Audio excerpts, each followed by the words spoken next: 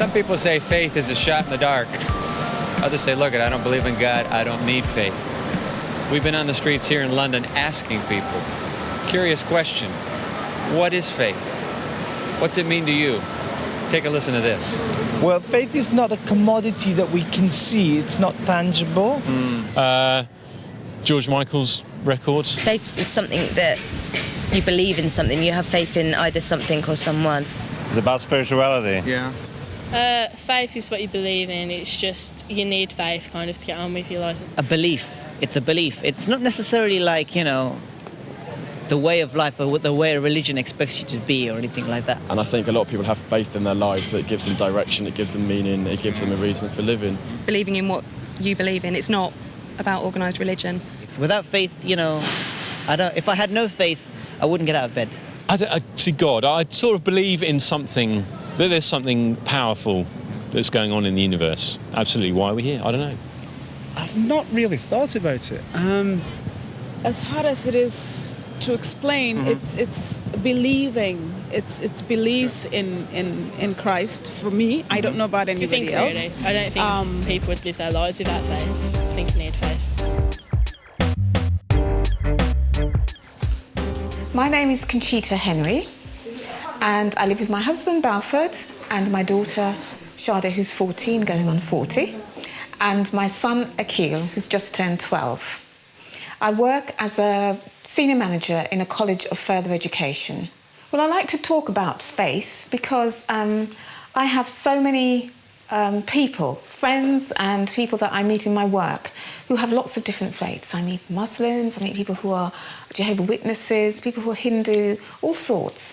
And I find that when I'm talking to them, whether it's about work or personal things, or even sometimes just, you know, at a Christmas dinner, for example, faith always comes up. And I find that it's so important to be able to discuss with people on their own ground and on their own level about what they believe, and I think it informs what I do and how I relate to people. So I'm really looking forward to an opportunity to do that more. Hi, my name is Juliana Tang Hickey. I am married. I have been divorced in the past. I have no children apart from a dog. I used to have several dogs in the past. I'm originally from Singapore. I now work as a clinical effectiveness manager in a private hospital in the middle of England. Coming from a multicultural and multi-faith, multi-religious society like Singapore, I have lots of friends who are of different faiths, different religions. We used to take part in their religious activities and festivals, and so that sort of sparked off my interest in hearing what people believe and how they come to see their lives in relation to what they believe. Hi, my name is Gert Tapp. I'm 39 and I'm married and father of a beautiful daughter, Melody. Working at a college in Bracknell, England, where I work as a Dean of Men, working with about 60 different nationalities, and so very interesting. I've got a lot of interest, but especially the areas of sort of extreme sports. I love, for instance, power kiting is one thing that I really love to do. And the other thing is mountaineering, climbing, and that's what I do a lot in Scotland and Wales and wherever else in the world they can take me. I love to talk with people and to think in the discussion about what faith can mean. I think when I look with people in different areas, when you talk with people, think about faith, everyone wants to believe something. There's so many different things that we want to believe, and there's so much provided. It's almost like a supermarket, I think, this world. And so just to talk and share thoughts with different people about what faith can be, can it help me, can it help other people? Yeah, I'm interested in just being part of a group talking about that.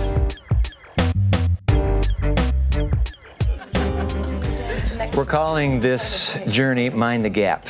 It's a phrase certainly not unknown in this great nation, because you ride the tube, you ride the underground. The three words are everywhere. They're on the PA system, intercom system, right? Plus you see them on the ground. And it's all about this critical gap between the platform and the subway, which you don't call the subway. Thank you. Life's like that, though. The gaps. The gap between reality and experience. I'm down on the waterfront the Thames River. Isn't that how you pronounce it? The Thames. Yeah. And I'm down by the London Eye, and we're doing some on-street interviews. So I have the camera over my shoulder, and I meet this gentleman, and I first get his permission if we can do some picture taking. I said, I want to ask you some questions about faith. He says, faith? Wait a minute. He said, I'm an atheist. I don't believe in God. I don't need faith. And I'm thinking to myself, because he kept going and we kept talking, but I'm thinking, I want to do a timeout here. Wait, there's something that doesn't seem right about this. Is that a true statement? I don't believe in God, and I'll accept that from him. Okay, that's true. I don't believe in God. Therefore, is the conclusion correct? I don't need faith. I want to wrestle with this whole gap and misunderstanding of faith. But Lee, you are our resident on-the-street authority when it comes to what do you hear on the sidewalk? Yeah, I scribbled some stuff down that we got. What are questions being pushed in the area of faith? Looking foolish. I mean, if you're going to start believing and telling other people that you're believing in something that's just way out there, man, you know, I mean, you know, you're cuckoo, you know, you're welcome to La La Land, so people aren't so keen on that, perhaps. So they're saying faith is, you get into faith and you're going to look weird. Just do it. All right.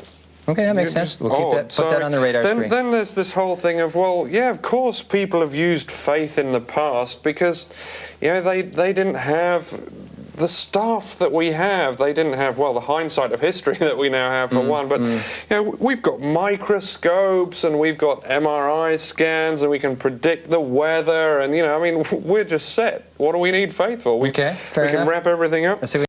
How can you trust someone or something that, you know, you can't see, you can't touch, you can't feel? It's not tangible. How can you do that? I mean, what is there to help you along that road? It's not an easy one. And then even an extension of that, how can you trust anyone these days? I mean, can you trust politicians? I didn't say that, you know, I'm not a political animal. Right. You know, but these are the questions. Who can you trust? Can you trust doctors? Can you trust teachers? Can you trust social workers? So the whole issue of trust. Yeah, the whole thing, you know, and faith's in there with that. Can I trust somebody who's trying to convert me about trusting someone or something else? You know, it's like, if somebody's got an agenda and they're trying to convert me, you know, I mean, you know, I don't know that I can trust that. Okay, fair enough. So you know, what's their motive if somebody's trying to convince me? And you know, really just backing it up. Why believe in a God at all? I mean, you know, just why? What's the deal with that? Why believe in a God at all? Why do I need that?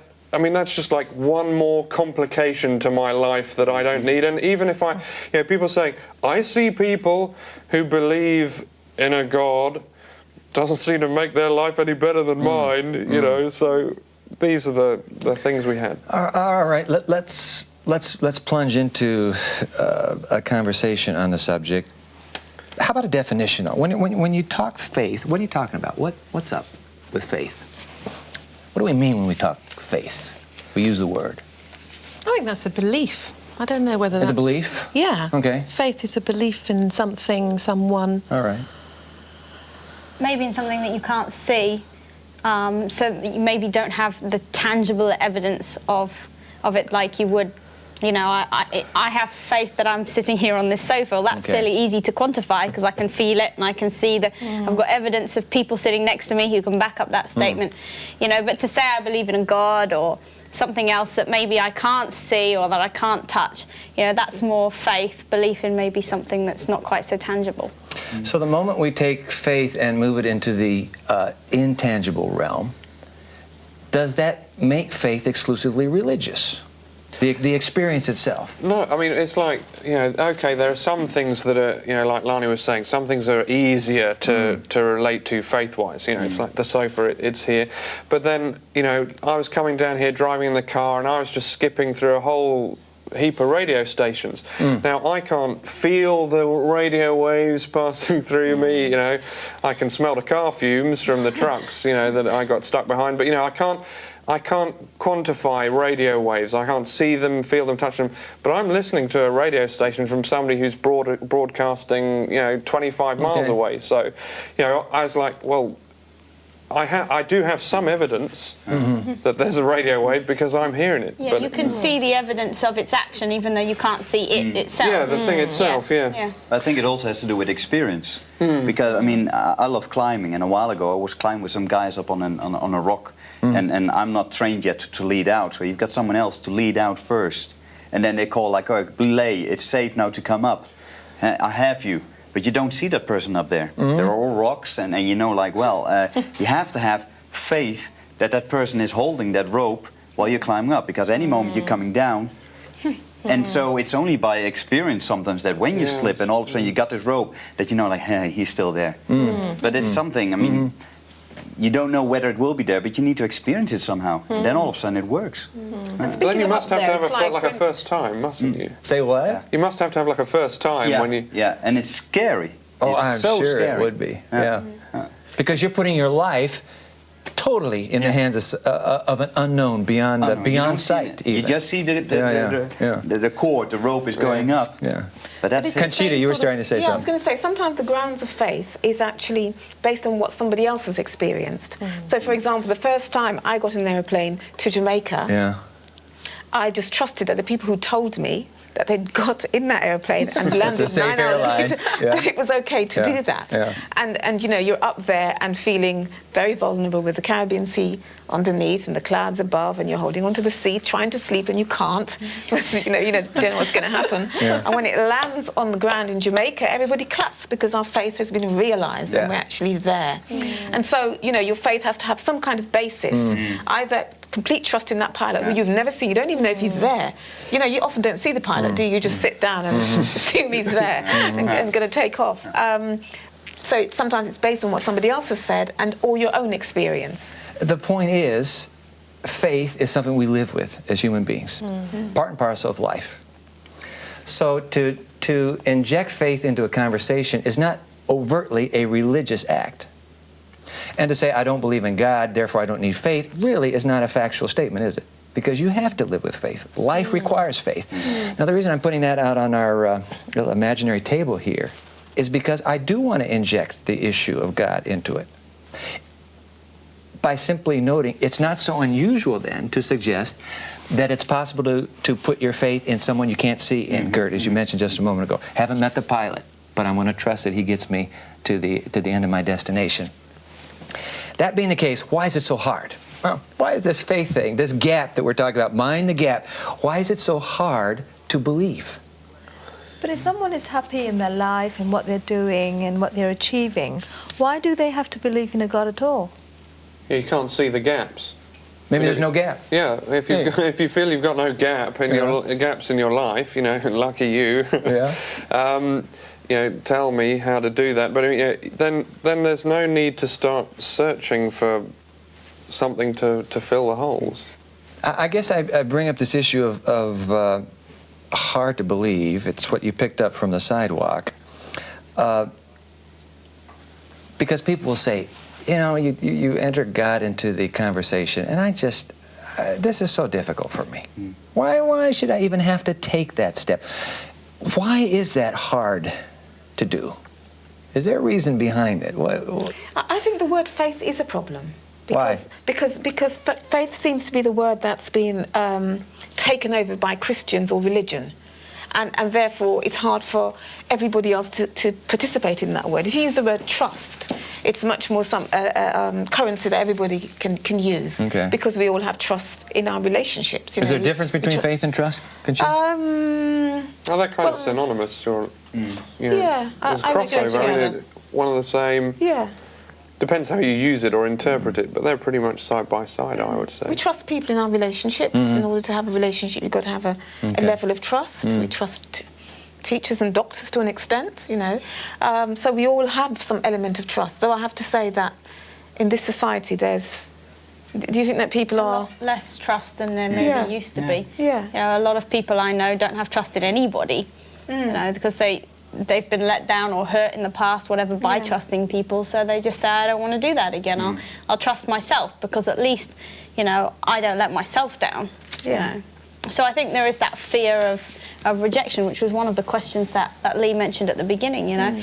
If you put your life on the line sort of thing and say, I trust God, you know, and then something happens to you, people are going to look at you and say, well, where was God, you know, and that can be... You look like an idiot, you look like a fool. That can be something difficult. It boils down to this experience thing again that I think you touched on, Gert, that, you know, you go through life and you have all different kinds of experiences, and if they happen to be negative ones, then you soon can lose your trust, your faith in something, someone, God. And often when we don't actually know the cause, we can blame God for that. For the disappointment of that experience and say, oh, well, this is because of God, and how can I have faith and trust in God? I can't even see him. Nothing's happened for me in my life. And so that tends to be a really negative situation. But it does... There are also the positive sides of that, where you can where you have these positive experiences in life, which means that your faith can grow and germinate from something very small. So, you know, the converse can work. And yet this is the 21st century. Brilliant generation in society. Well educated, so to speak. Can't you make the point, though? I think you mentioned this from off the street. That reason that we've outgrown faith. That reason really now has taken us to this level. We needed faith, Stone Age. We needed faith, BC, but we're way AD. I mean, how do you respond to that?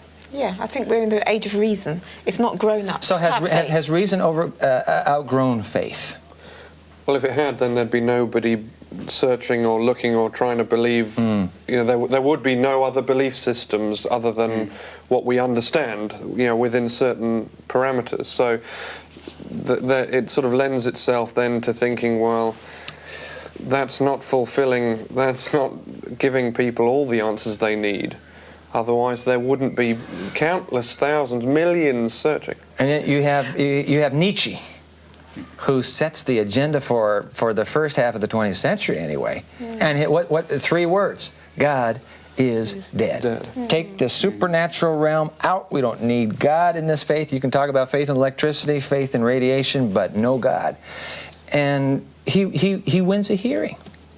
Time magazine prints his words, God is dead, on a black cover in red letters. Whoa, now we've outgrown it. You know, how would you respond to that? Well, I've read some research somewhere that says that people who have faith, they live longer lives, they're happier, they're more contented. So how do you explain that? Be interesting to put that empirical research up against the philosophy that, in fact, we've outgrown God.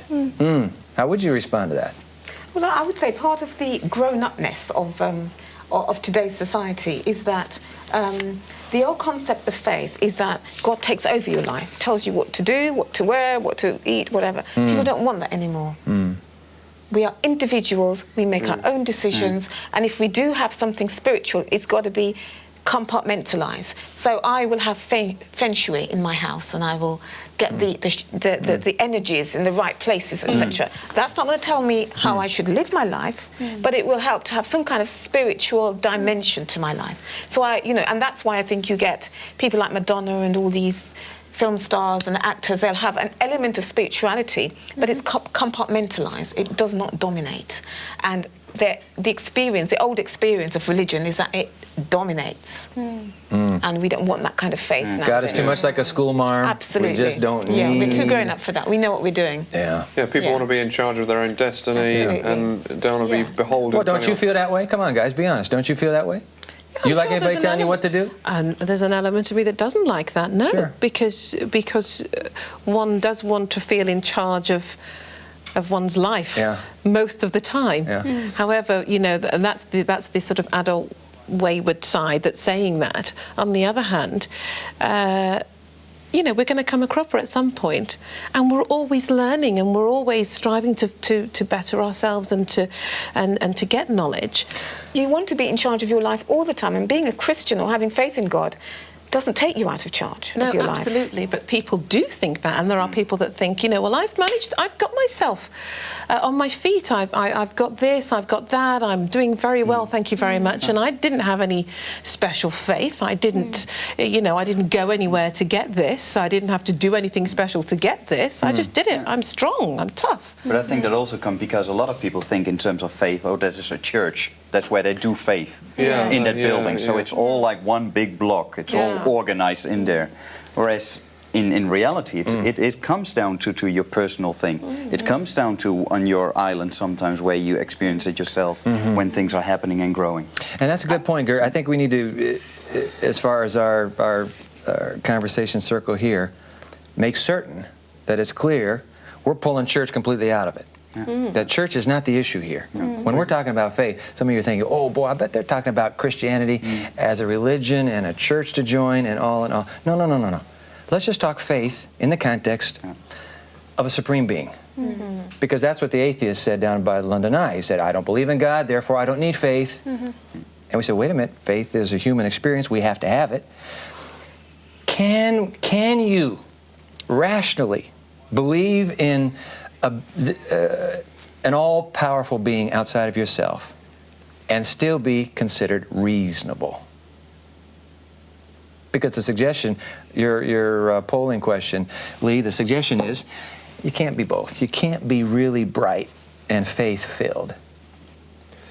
Yeah, and then people are trying to split it. You have to have either one or the other. You have to have reason or you have to have faith, but you cannot have reason and faith. You know because if you do bring reason and faith together, then you're saying that a well-reasoned person can actually believe in a supreme being outside of myself. I can, and that's danger, because if in our society we want to say, I'm all right, I can, almost like the American dream, if I can, not meaning to, where you can achieve, you can be like Brad Pitt or Jennifer Aniston, or and I'm working on it, Are you really? Yeah, that's right. I've been growing my hair, ready. You can see it. That's right. Leon, you Troy.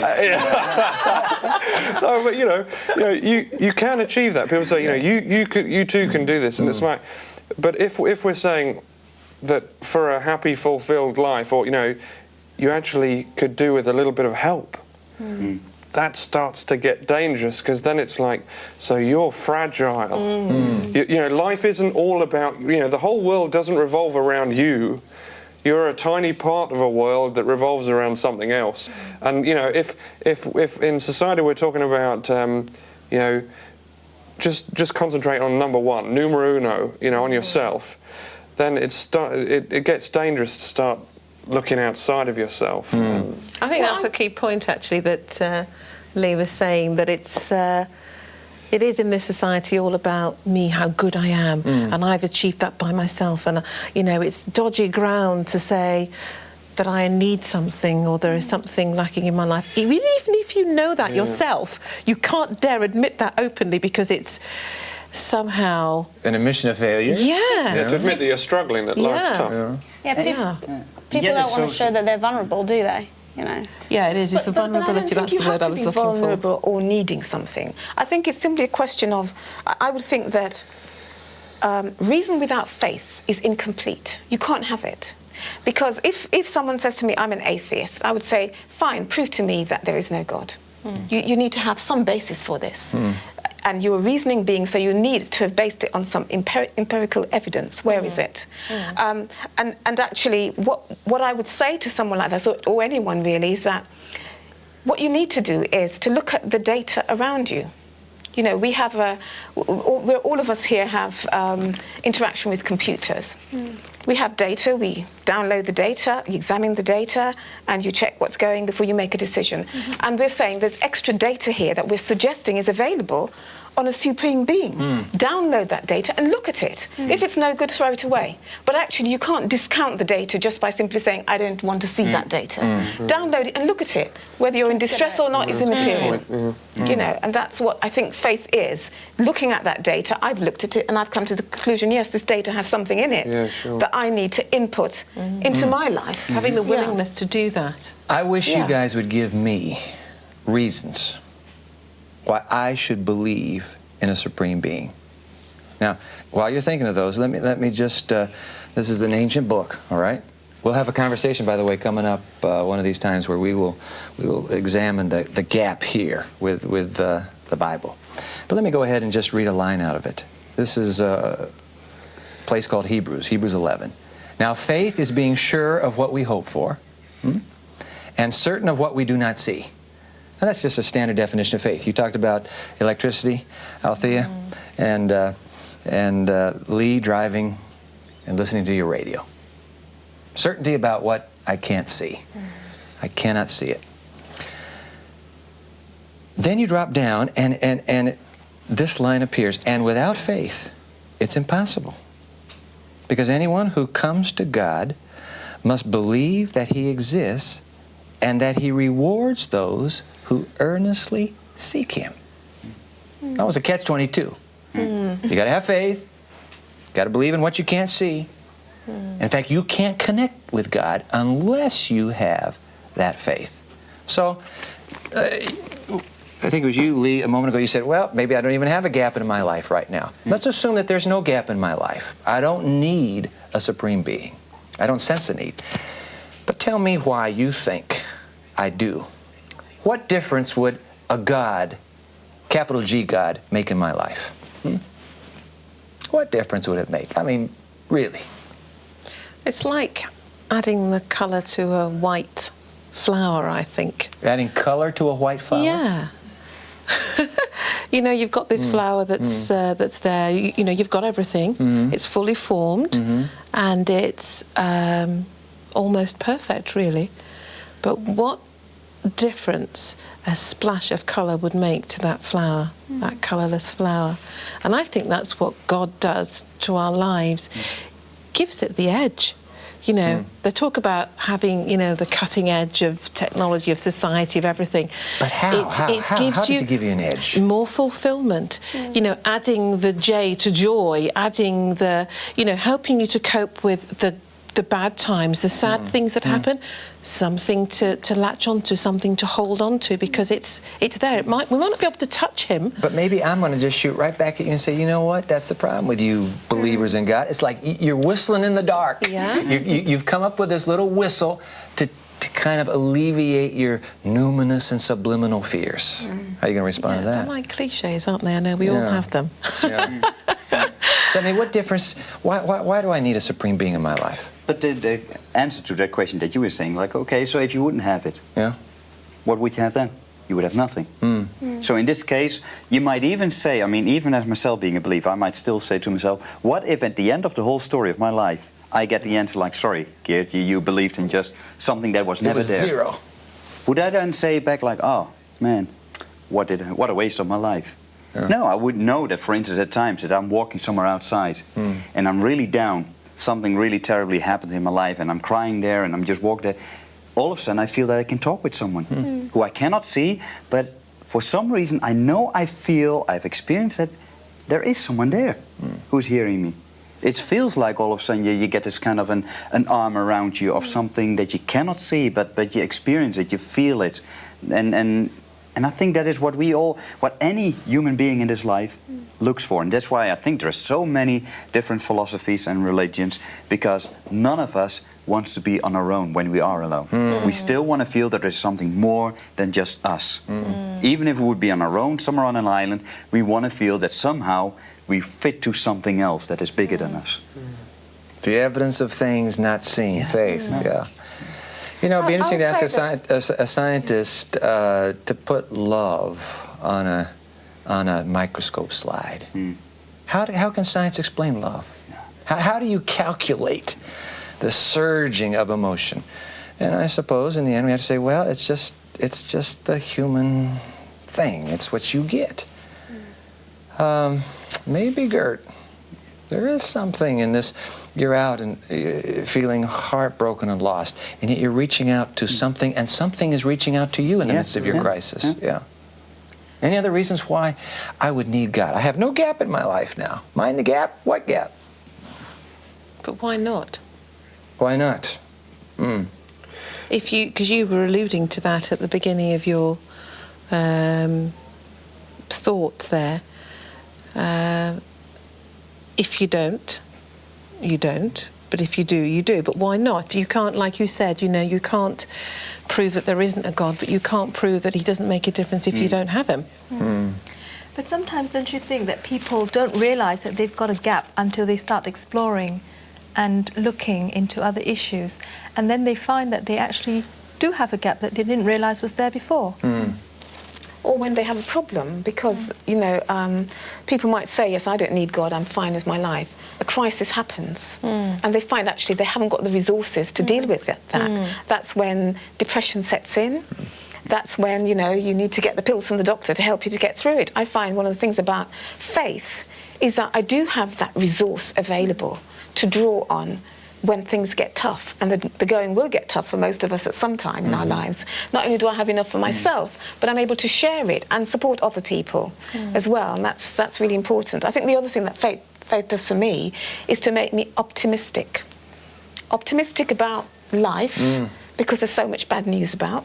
Optimistic about the people I meet. I work with young people, and sometimes, you know, I get a young person coming to the college, 17, 18, has been thrown out of school or actually not done well on their GCSEs, and they come in feeling quite hopeless and not thinking they can do much. But I actually look at that young person and I think, God has a plan for that young person. There's something they can do with their lives. And it motivates me and gives me the kind of the go I need to really try and do something for those young people who come to the college. It means that each individual is important, is valuable, because I see them not just as an individual, but as a child of God, as somebody that God has got a plan for. And that's quite important to me in motivating me in my work. So you guys are trying to persuade me. And I'm thinking, hey, you know, maybe I do need to introduce this faith in God element into my journey. What do I need to do? I mean, let's say I am persuaded. How, and I am what you would call a non-believer. I do not believe in God. How could I go about experimenting on my own, examining what you have been verbalizing here? Well, what could I do? Just have to be willing, I think, to take that first step. And I don't think there's any sort of magic thing you've got to go out and do. Oh, well, I need to go and buy something that's got a 6 and a 7 on it, and then that automatically gives me an entitlement to 7 ounces of faith. I don't think it kind of works like that. You just have to be willing to take the step and take the plunge, trust someone, trust God, and see what happens. It's a very simple thing. It probably sounds too simple to be true, but I think that's what you have to do. You just have to be willing and open to trust Him. Because we're not dealing with electricity here. No, you're dealing with a relationship. We're dealing with a person. Yeah. And it's like you see somebody across the room, you like the person, but you don't know what they're like. What do you do to start that relationship? You might even just say hello. The first step is to say hello, to make a connection. You may meet that person, decide to have a date with them, and then you may decide to go on holiday with them. You gradually build up that relationship. So to start it, you start it just like you would with anybody else. Have a conversation. What if I don't get a hello back? You okay, don't be deterred. You never know. Persistence. Persistence? No, it's coming from the women in the group. Polite, positive pressure. You will answer me. Persistence. Well, the God I believe in, it could never happen that you don't get hello back, because actually He's already making the first move. Yeah. You know, if you talk of it in terms of, you know, looking at somebody across the room, that person's already looked at you and thought, she's nice. You know, but you didn't know that until when you get further into the conversation, you realise actually they made the first move, you didn't. So actually, God has already made the first move. Yeah. So that's so true. Yeah. Let me read a line. The last passage I shared, New Testament. So this is from the Old, way back. This is from a dusty old book called Jeremiah. Jeremiah chapter 29. Now this purports to be from God. All right. God speaking here. For I know the plans I have for you, declares the Lord. Plans to prosper you and not to harm you. What you were just saying, couldn't you? Plans to prosper you and not to harm you. Plans to give you hope and a future. But he doesn't leave it there. There's a line that follows. Then you will call on me and come and pray to me, and I will listen to you. You will seek me and find me when you seek me with all your heart. I will be found by you, declares the Lord. Now look at a lot of dust on that, but that's an incredible statement. Am I reading this right? He's saying, I know you. I know your journey. I have a dream for your life. I want you to find me. I'm not just going to be an easy catch. You come to me with all that you have. You keep asking and asking. Because guess what, lady, sir? I'm going to be found by you.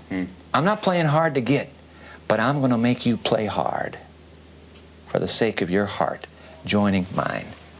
I mean, that's an incredible promise. I will be found by you. Now, Gert, you alluded to this a moment ago. Are you aware of Pascal's wager? No. Jean Pascal. You know Jean Pascal, the French mathematician and philosopher. Our viewers, I'm sure those who have studied in the area of mathematics, you remember Pascal. Became a Christian, a believer. And he came up with this famous wager. Help me if I get it off here.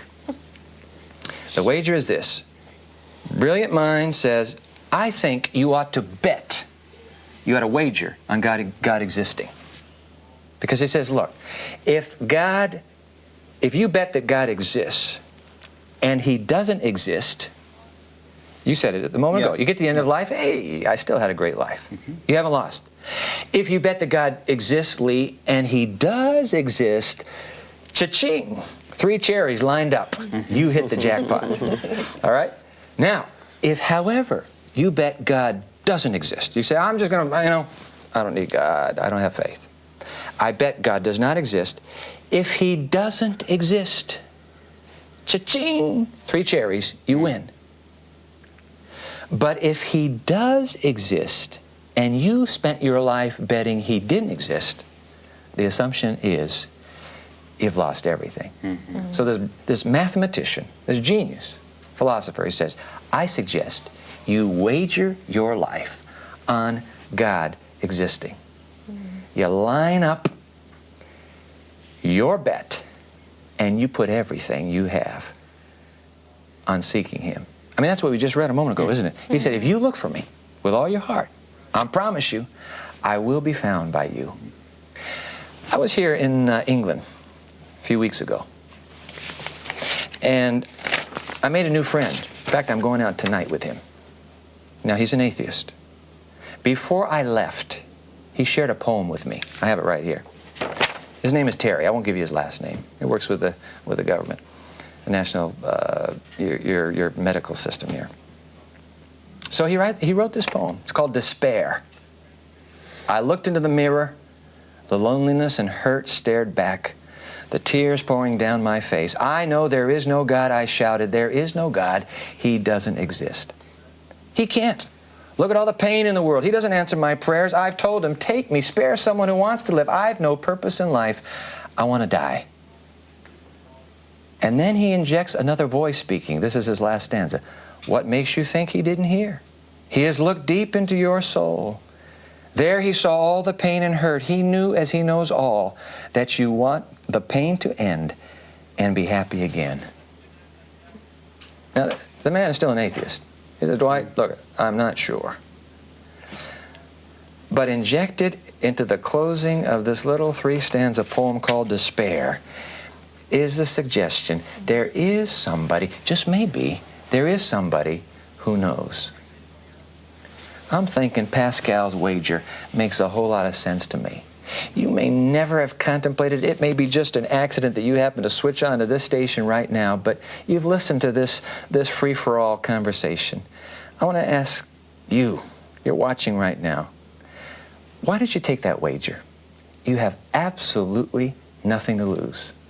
And in fact, if that ancient document and that offer is true, the being who makes the offer says, look, I'm going to be found by you. You will find me if you search for me with all your heart.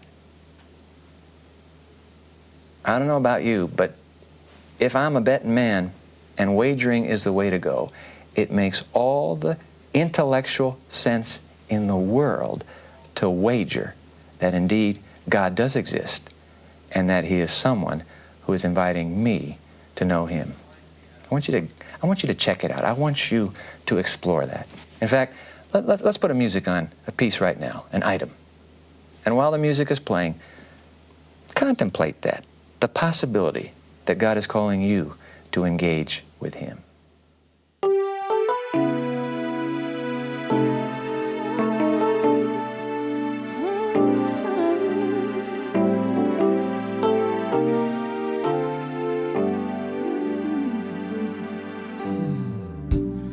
You could have turned your back on me.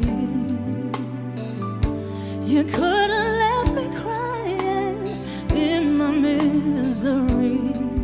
But I praise your name, 'cause you're not like me.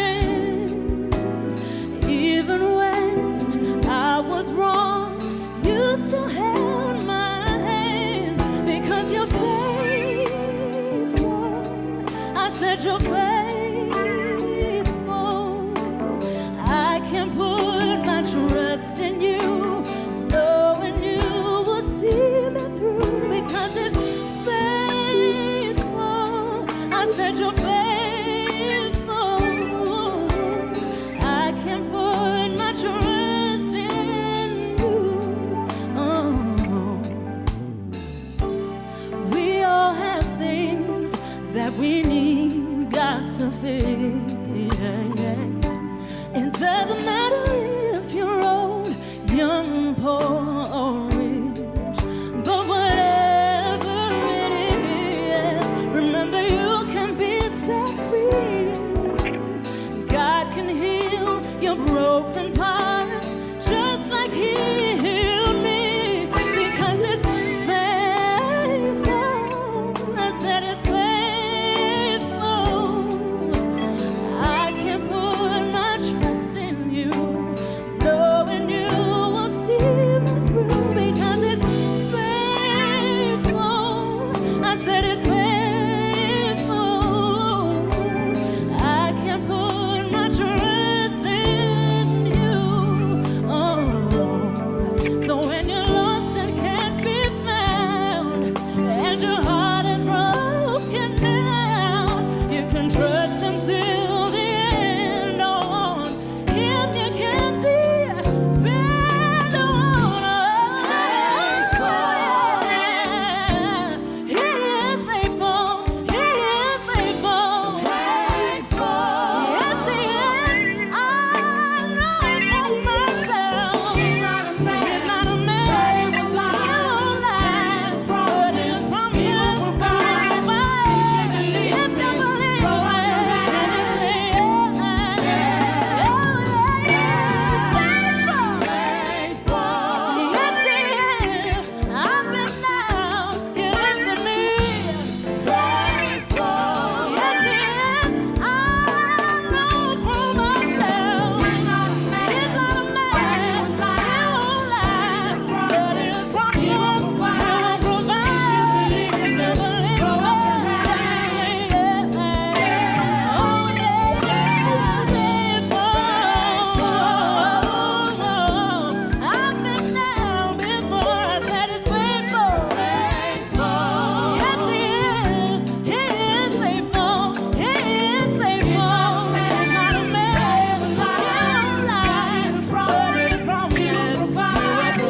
you believe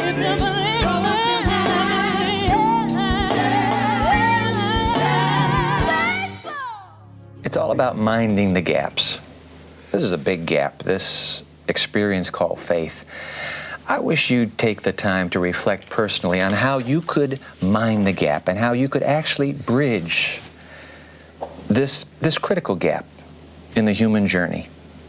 Bridge it to the presence of someone who's saying, I can make the journey with you. In our conversation, perhaps a question has been raised. You've looked at an angle and you say, I want to explore this more. I want to put on the screen right now. You see our web address? You can find us on that website. If you'd like to be in touch with us by writing, there's an email address. You see that on the screen. If you want to talk to somebody, dial the number. Don't forget the international code, and then just dial that number. Life is about making a journey. The journey is filled with gaps. Mind the gap. Watch this gap. And do, please, consider taking the bridge that's straight into the heart of God. In fact, let's keep the conversation going. There may be somebody watching in the kitchen with you right now, or living room, or a lounge. We're going to keep talking right here. Turn to that person. Continue the exploration, the possibility that God is calling you to a personal walk with Him. And join us next time for more of Mind the Gap.